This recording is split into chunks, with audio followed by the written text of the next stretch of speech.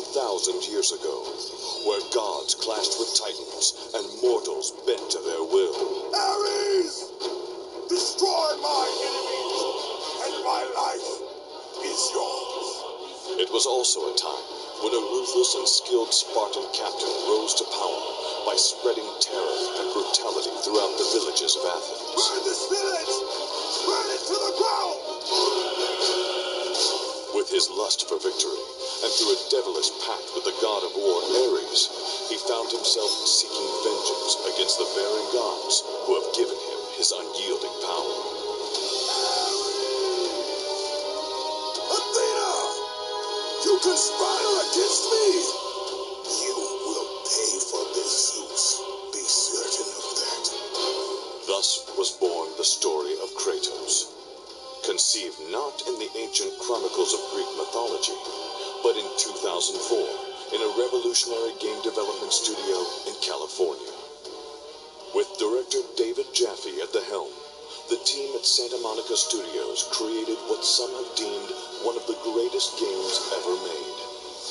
It's a great game to allow you just to pick up and unleash your dark side and just go nuts. Released in 2005, God of War sold millions of copies and garnered numerous awards and heaps of critical acclaim. A legend was spawned, whose story was carried across several epic sequels that have met similar sprawling success.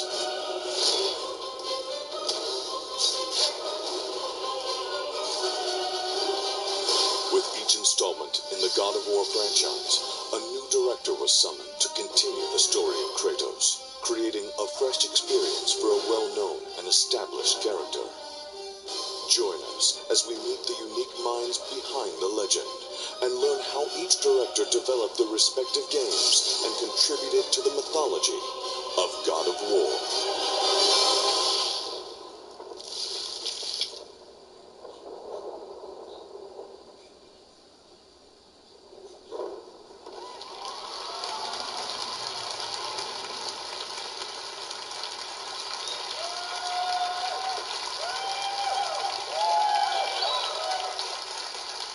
Welcome, everyone.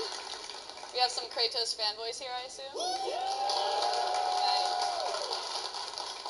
God of War revolutionized the gaming industry with its epic storytelling, jaw-dropping action sequences, and a compelling cast of gods and goddesses, not to mention a quick and brutal lesson on Greek mythology.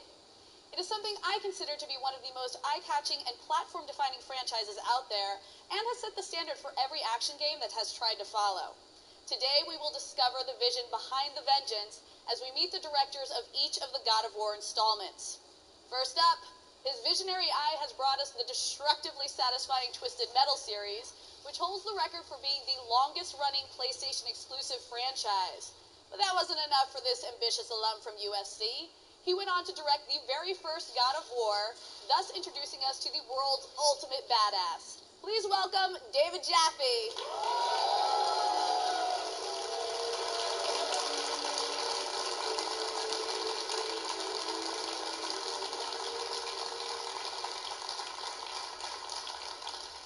Next, as animation director of the first God of War, his talented team brought Kratos to life in groundbreaking graphical glory.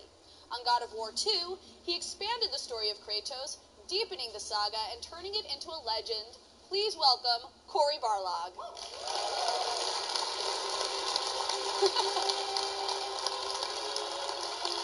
Good there? I'm alright. Everything's good. With over 11 years of experience in the entertainment industry, our next director has co-founded Ready at Dawn Studios, which has given us amazing PSP classics such as Daxter and 2 God of War games. For the first time in 2008, God of War went mobile, and gamers were finally able to bring the epic story of Kratos wherever they went.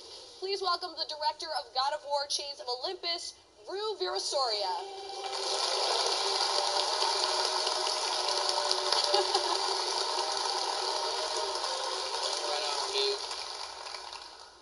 As lead environment artist for the first God of War, our next guest helped establish the world that Kratos would inhabit. He stepped up to become the director of one of the greatest and most legendary games ever created for the PlayStation 3. Please welcome Stig Asmussen.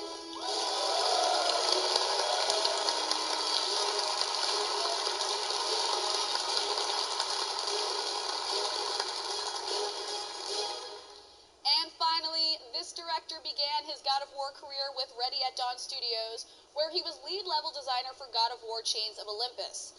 This year, he is tasked with leading the entire team and helming one of the most anticipated games for the PSP. Please welcome Dana Jan.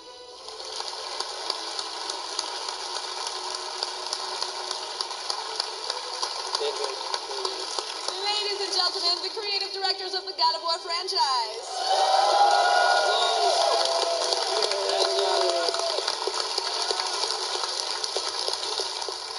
Okay, so guys, I have to ask, how are you feeling about this? I mean, this evening is all about you guys and these amazing games that you've created. You feeling good? Yeah, absolutely. There's tons of excitement coming from your side of the stage. Can I just say thank you to all you guys for coming out? This is it is a privilege. Thank you very much. Pretty cool. Pretty cool. So I'm feeling thrilled and honored and grateful. Yeah. You guys all had a Red Bull before this show. Come on. Yeah, I got one right here. We still have the Veranos. Actually, I want to add too. I think it's I mean, you guys are pretty much a testament to all the work that we do. I mean, the reason why we're here and the reason why we're doing this right now is because of the fans, and you guys make our job worth it. You know, it's fun making great games, but we do it for you guys as much as we do it for ourselves.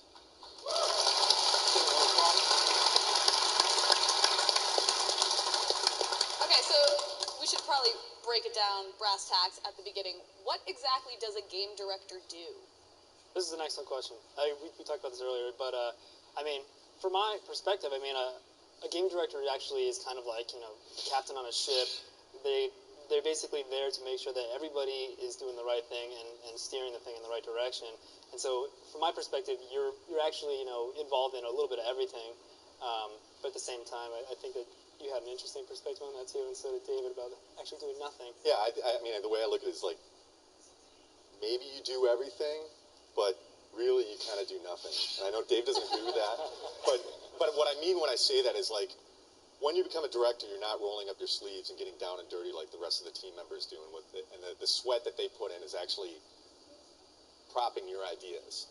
So I think a real general way you can look at it is the game director kind of is this guy that's got this vision, and very early on, he's got to be able to play the game. He or she has to be able to play the game from beginning to end in their head. Very early on. Well, I mean, see see the game.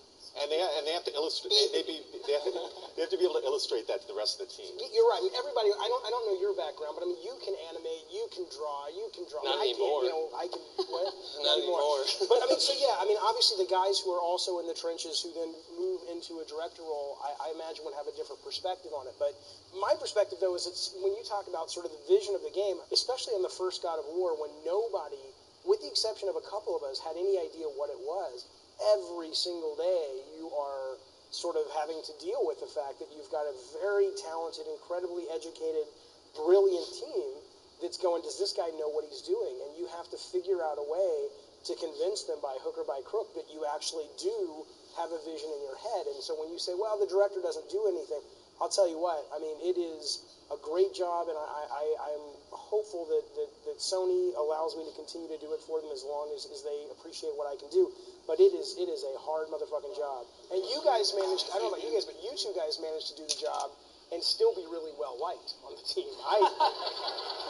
Well, I think you bring up something really interesting about that, though, is that idea of having, you know, the vision of the game in your head and having to actually command a team of people to trust that what you're telling them to do or not to do is the right thing, whether or not they can see it. And, you know, they may have their own idea how something should go, but maybe it doesn't fit into this gigantic puzzle that you know ultimately how it should turn out. Or hopefully you do, and hopefully you take the right criticism and the right, you know, kind of But let's questions. be honest, a lot of the time we have no clue what we're talking about.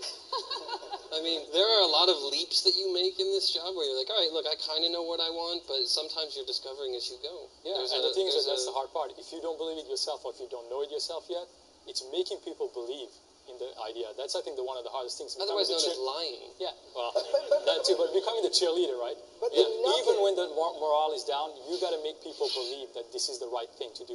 And that's one of the biggest jobs, actually, as a game director, is always making people believe that this is good, regardless of how bad things feel. I have to respond to that, though, because seriously, as you're right when you're talking about specifics. If it's like, shit, how do the Icarus wings work? Yeah. But the Not on the nugget, general. the core heart and soul of that game, I do think you have to know it from the minute you walk in, and that's what you have to protect the whole process through. So how did you guys become game directors? Because I don't think until recently you could actually go to college to be a game director. What path led you to this career? There is no, and I guess, There is except no for, no, even for you as well. It's for just me, it sort was of a just that Corey happenstance quit. thing. Yeah, I quit, so Corey decided to he quit. quit, so I got it. So really, all you got to do is find somebody to quit.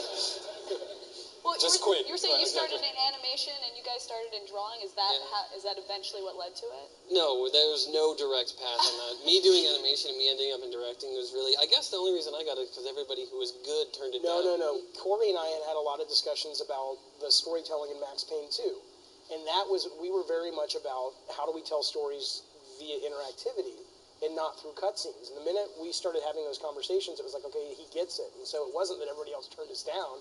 It was just But it that, was. It wasn't. It was the fact. It was the fact that those conversations kind of happened after everybody turned us down. If they would have happened earlier, you know. All right. I think sometimes you just fall into it. I actually wasn't expecting to direct. It just so happened that the person who was leading the project right there didn't fit in the mix. I believe that the game should be something different than what it was, shaping up to be, and basically said, you know what, I'm going to take the reins. And it's not so much that somebody tells you you're going to be that; it's that you become the person that the team needs. And I think that for all of us, I think it kind of is that, right? For me, it was actually kind of the opposite. I mean, after Corey left, the team is kind of deliberating and trying to decide like who was going to do it next. And I actually went in my boss's office and I named 2 people, and I wasn't one of the names. And he said, "What about you?" I'm like, "No, I gave you the 2 people I thought it should be." And then he brought me back about a week later, and he's like, "You're going to have to do it." And the thing is, the team. The thing that really sold me is the team is really behind it. He had conducted a lot of internal interviews and everything, and that meant so much to me. And to be honest with you, it was a challenge. And at the time, I questioned a little bit, and now I don't question it at all. It was the greatest decision I ever made. I love it. And you know what? Just to finish on that idea, when I was doing Chains of Olympus, it almost was a natural transition for Dana to do what he did. I actually asked him before we finished Chains of Olympus, as much as, it would have been cool to do a second one, I asked him one day, hey, do you want to direct the second one?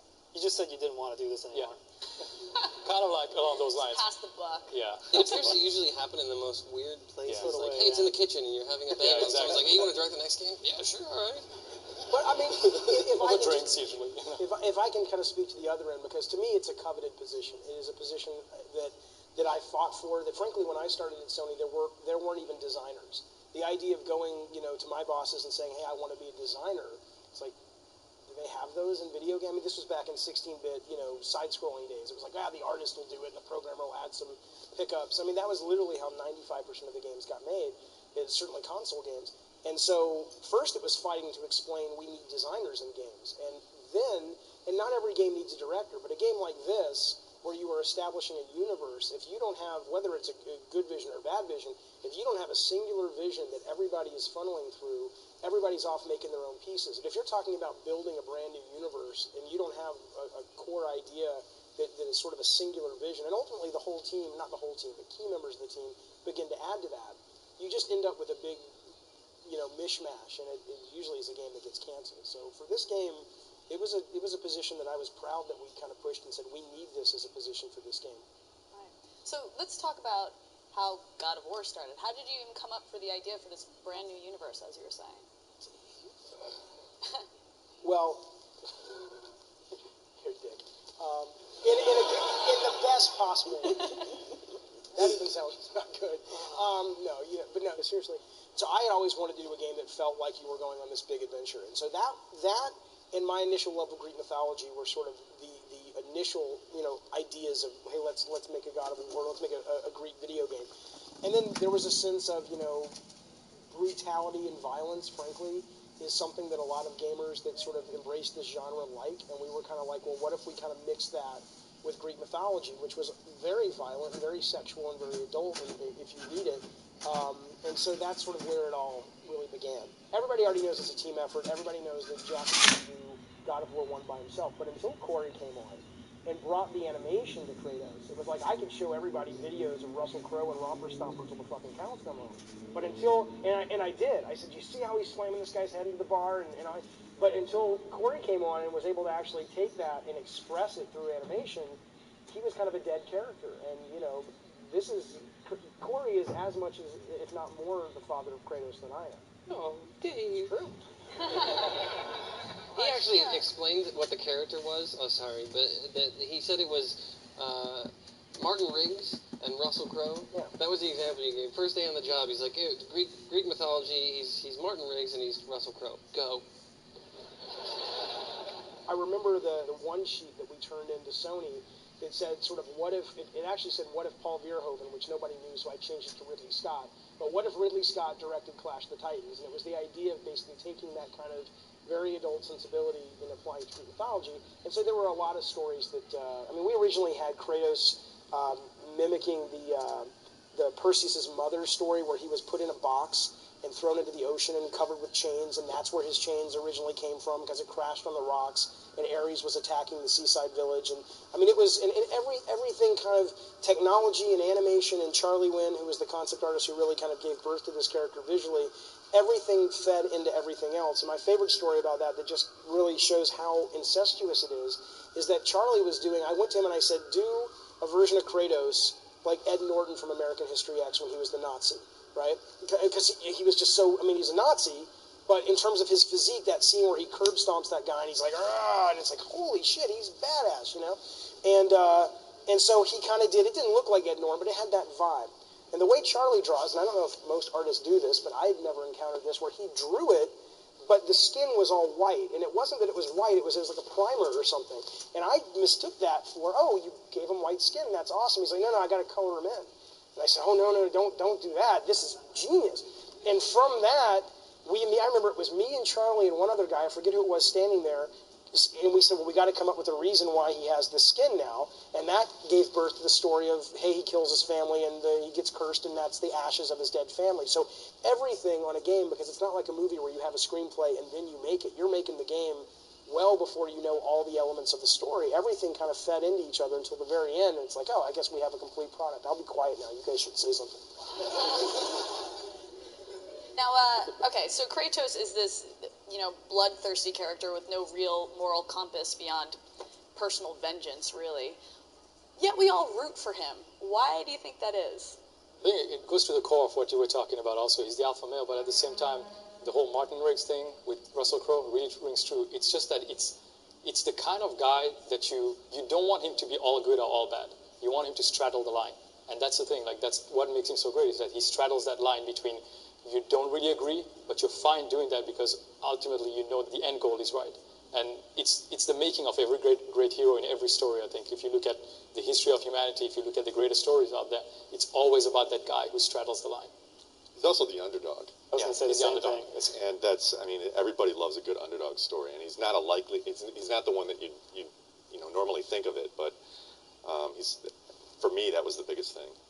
Well, he's an underdog, but he's like the ultimate underdog. Right. I mean, he's this human, going up against gods and creatures of mythic proportions. So it's the underdog times like 100. It's the underdog that you believe to take down a Titan. But to me, personally, I relate to him, and it's not about the moral stuff. It's about what Dave was talking about really early was that if you could if something frustrates you or you're angry about something and you need to conquer something, if you can do it in a fashion that's just epic and over the top like Kratos can, who wouldn't be compelled to play a game about a character who has these same challenges and faults and flaws as everybody else has, but when he wants to do something about it, it's ripping the heads off a Hydra or something like that. That's awesome. And it's interesting about Kratos is that while he may be maybe not an anti-hero, but fairly myopic in his view of having vengeance, he kind of inadvertently changes the world around him for the better in almost every situation. Sure, he may have a huge body count and a bunch of blood following him, but he's bringing down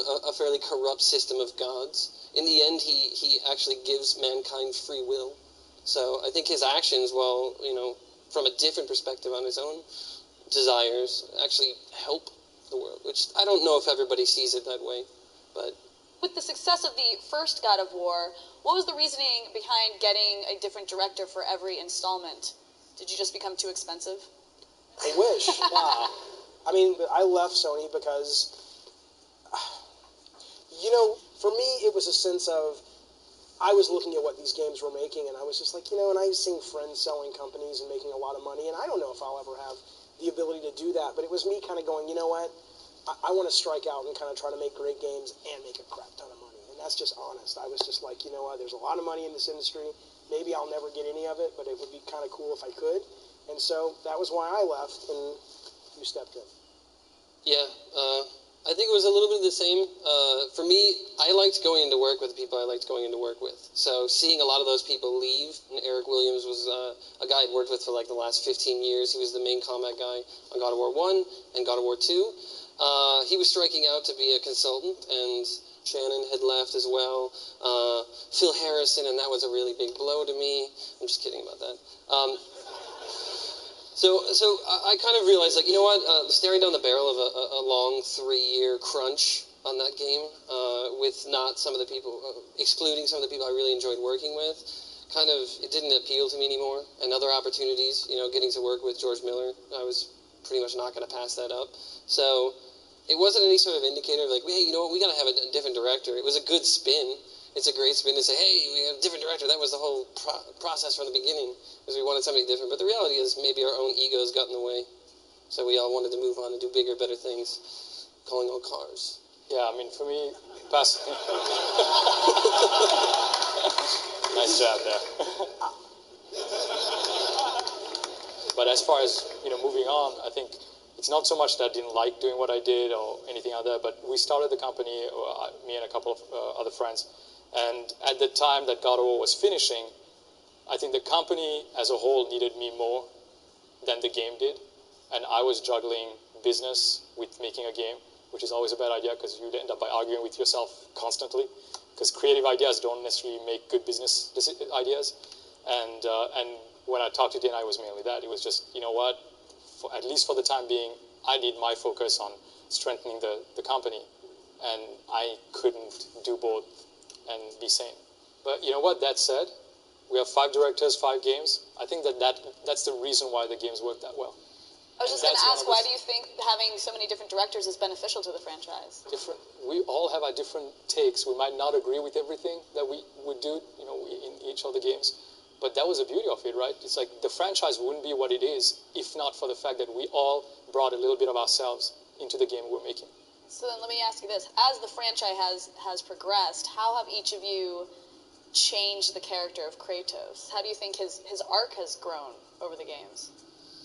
I'd actually say his arc it kind of goes all over the place, I think. You know, he has that consistent desire, I think, that was sort of instated in the first game of, I want to die.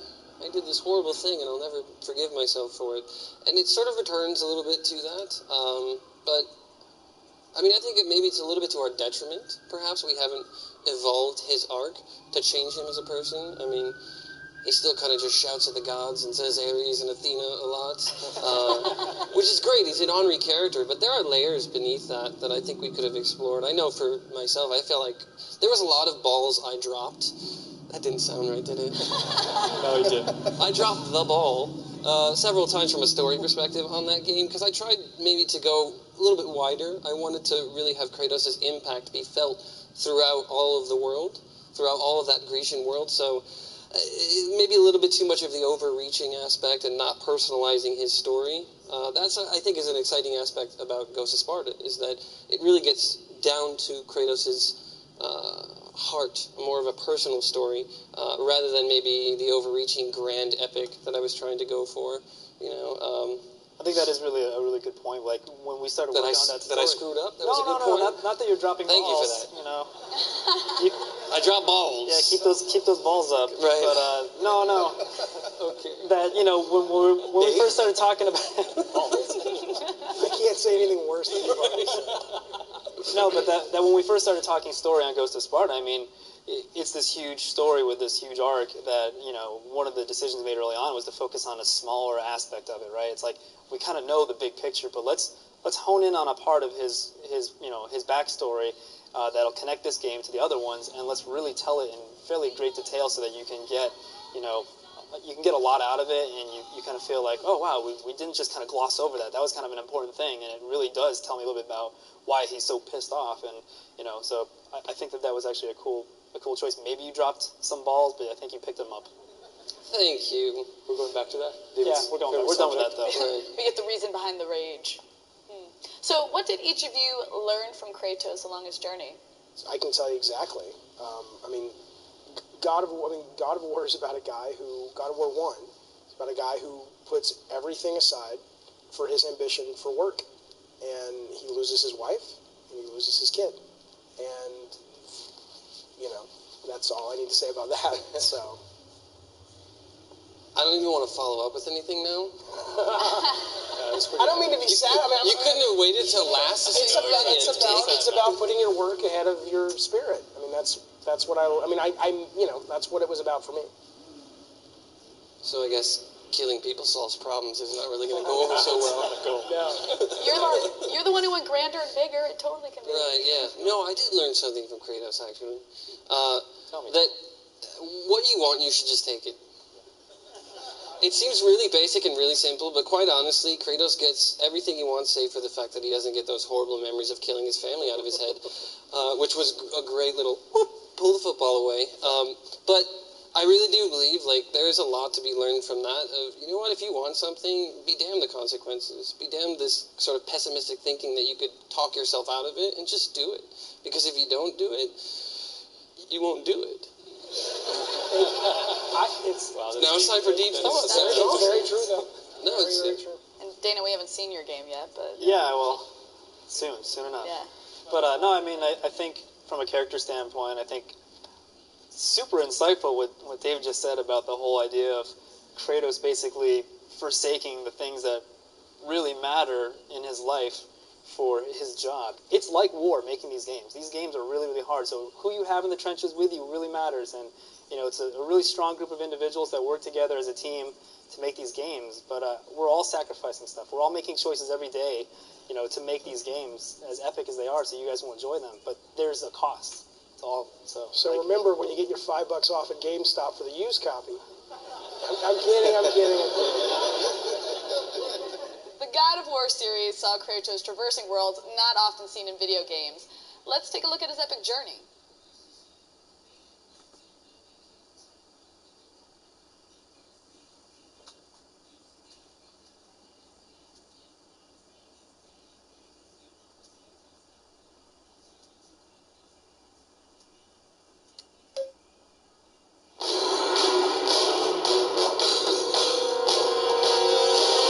Majesty of Athens to the depths of Hades, no ground was held sacred by Kratos. With every city you destroy, the wrath of Olympus grows. Beginning with a furious battle in the Aegean Sea, God of War takes the gamer on a journey across historical locales and mythological spaces, each with its own unique character and threats to the former Spartan captain. There is safe passage through the deadly sands, but only those who hear and follow the siren's song will discover it. Level design is a lot about coming up with the puzzles and the layout and the pacing of an area and coming up with the themes and how they integrate with the story. Amidst the diversity of environments, they all have one thing in common: a grand scale with larger-than-life set pieces waiting for Kratos to conquer.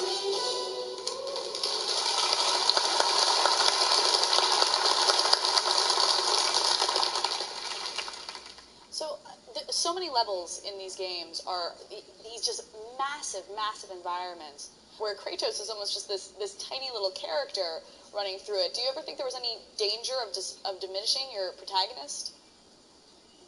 Not at all. He kills that big thing. Right. It gave you that sense of scale, so that when you did zoom in and see the character very big on screen, you carried that visual memory with you, and you were like, oh my god, this thing is huge. Like in the first one, just that little shot of Kratos sidling outside and seeing Kronos below, these images carry with you as the gamer, so you're remembering those later when you're not seeing it, but the implication is there. So those, I think, were a really... But these guys took it to the next level. I think a big Yeah. part of it is the camera, what you're doing with the camera, and trying to zoom in as close to Kratos as possible. We would always try to make sure that we could get as close that we could see the edge of his blades on the screen, so that you could always see the enemies. That way that you can engage with the person you're fighting with, and then we would try to pull out as far as we could in the next shot, and then push back in, all doing it in real time. What's amazing about the stories and the games is the fact that, you might feel small, or you might feel small, visually to that, but the fact that you change the world. This game, you don't just live in this world. Kratos changes this world as the games go on. And being able to change something that's that big is one of the reasons why this game is so epic. And it also makes him feel so much bigger. It's not just about the scene and the scale of the scene, but it's the distance of the journey. And he basically, in God of War 2, I think, does the best job of that of any of the games. I mean, he goes on this journey to the edge of the earth. And this one guy did this. He got on Pegasus and he flew across the ocean. And he goes under the world and he fights Atlas. And remembering that stuff when you're playing the game and kind of compiling all the stuff that you did in the last 10, 15 hours or whatever, it's like, holy shit, this guy is bigger than everything. Again, it's not really just about the size of what you're fighting. It's the repercussions that it has. When you finish that certain portion of a game or level or boss, it's what happens after that. One of the cool things about God of War 2 is just purely walking across those horses and, when you have the feeling that you're just walking in the environment, it's one thing. But then when you drag everything, out in the sea, suddenly you realize it's not about the size. It's the repercussions of what you're going to do to that. That's the important part about making games. And that's why I agree with Dave. It's like finding a different way of actually doing it. It's not just about size. It's not just about... Size doesn't matter? Yeah, well, that came out also wrong. I agree, the concept of the size and the spectacle is really good, but you make a valid point about the whole connection to spectacle. Just having spectacle for spectacle's sake is kind of retarded. It's just so that you can have something on the back of the box. But the idea of connecting spectacle meaningfully into the gameplay, into the player's experience, so that it doesn't just feel like, I built a big level because I can build a big level. Aren't I awesome? These games actually allow me to get inside of them and be part of that experience, so... Was there any challenge in keeping the epicness of these environments, consistent through the games, but putting them on the PSP?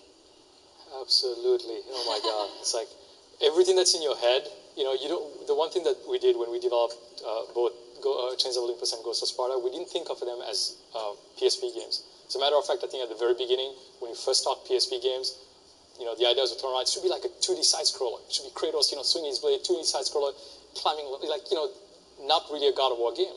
And we had to push and we had to go, you know what, no, we need to replicate everything about God of War on this platform. It's all good when you say that to somebody and you go like, we got to do it. And then you got to deliver and everybody's looking at you like waiting for you to do that.